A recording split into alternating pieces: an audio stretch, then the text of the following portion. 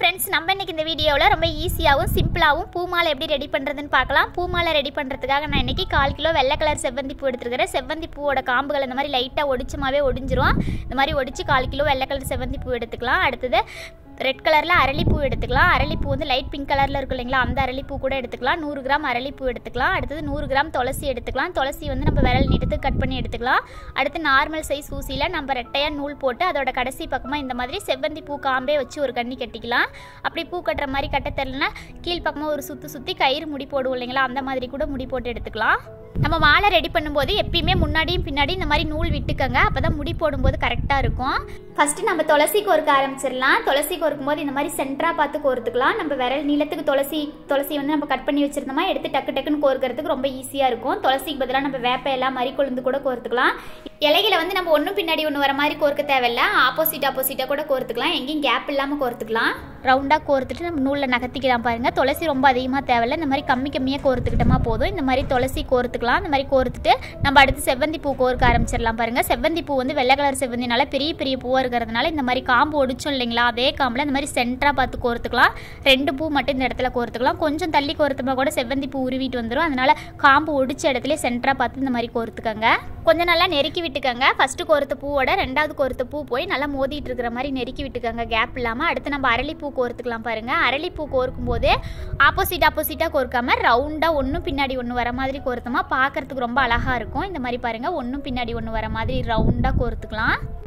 அதே சமயம் பாருங்கள், காம்பு வந்து ரொம்ப அந்த காம்பு ஒட்டி கோர்க்காம பூவோட அரளிப்பூவோட சென்டராக பார்த்து கோர்க்கும் போது உருவிட்டு வராமல் இருக்கும். இந்த மாதிரி சென்டராக பார்த்தும் ஒன்றும் பின்னாடி ஒன்று வர மாதிரி ரவுண்டாகவும் கோர்த்துக்கலாம். இந்த மாதிரி கொஞ்சம் நீளத்துக்கு கோர்த்துட்டு அடுத்து நம்ம மறுபடியும் வெள்ளை கலர் செவ்வந்தி பூ கோர்க்க ஆரம்பிச்சிடலாம். நம்ம வெள்ளை கலர் செவ்வந்தி பூக்கு பதிலாக மஞ்சள் கலர் செவ்வந்தி பூ கூட கோர்த்துக்கலாம். இந்த மாதிரி 2 செவ்வந்தி பூ கோர்த்துட்டு அடுத்து கொஞ்சம் துளசி கோர்த்துக்கலாம். துளசி வந்து ரொம்ப கம்மியாக இருந்தால் போதும். இந்த மாதிரி கொஞ்சம் துளசி கோர்த்துட்டு மறுபடியும் 2 செவ்வந்தி பூ கோர்த்துக்கலாம். அடுத்து கொஞ்சம் அரளி பூ கோர்த்துக்கலாம்.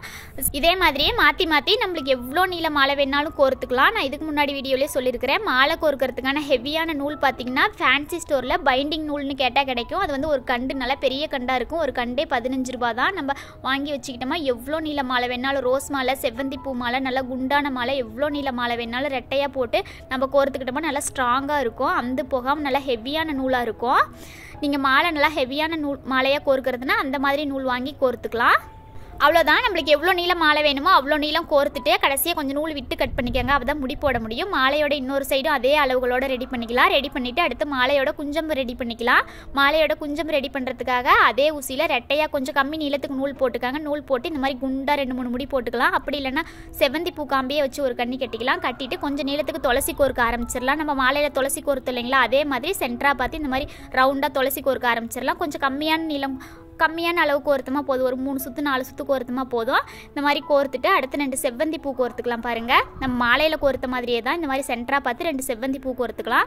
கோர்த்துட்டு நடுப்பகுதிக்கு மறுபடியும் கொஞ்சம் அரளிப்பூ கோர்த்துக்கலாம். அரளிப்பூ வந்து ஒரு 4 சுற்று 5 சுற்று இந்த மாதிரி கோர்த்துக்கலாம். மாலையில் கோர்த்து இல்லைங்களா, அதே மாதிரி ஒன்று பின்னாடி ஒன்று வர மாதிரி ரவுண்டாகவே கோர்த்துக்கலாம். கோர்த்துட்டு மறுபடியும் 2 செவ்வந்தி பூ இந்த மாதிரி சென்டராக பார்த்து கோர்த்துக்கலாம்.